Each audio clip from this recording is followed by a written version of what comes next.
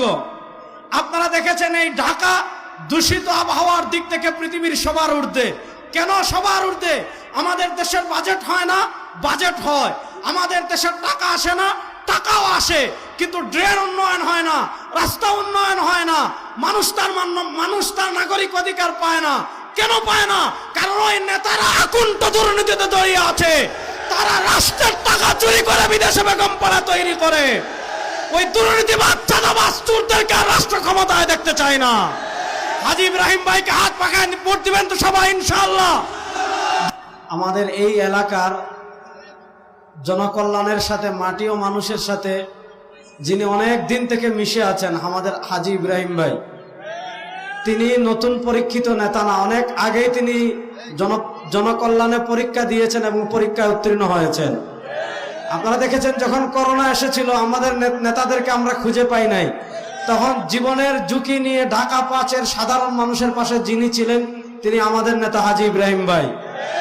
আপনারা দেখেছেন এই এলাকা যখন পানির নিচে থাকে, তখন আমরা ছবি দেখেছি ফেসবুকে, ইউটিউবে।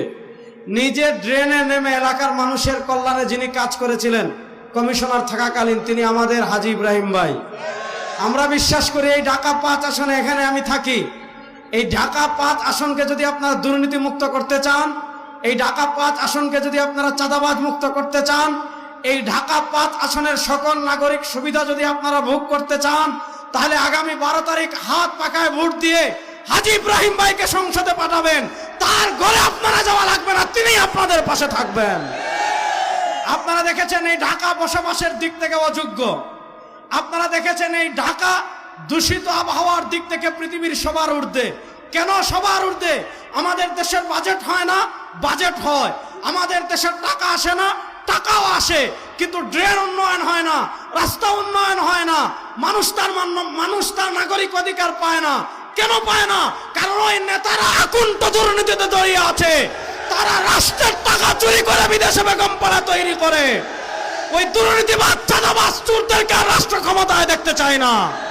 হাজী ইব্রাহিম ভাইকে হাত পাখায় ভোট দিবেন তো সবাই ইনশাআল্লাহ। ২ নম্বরে এই ঢাকা পাশে কেউ বিএনপি করেন, কেউ আওয়ামী লীগ করেন, কেউ জাতীয় পার্টি করেন, কেউ ইসলামী আন্দোলন করেন, কেউ জামাত করেন।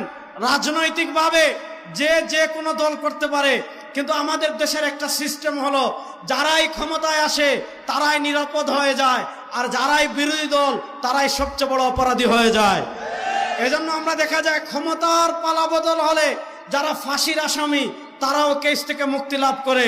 আবার যারা কিছুদিন আগে যারা ছিল নিরপরাধ, তারা বছরের পর বছর কারাগারে ধোঁকা মরে।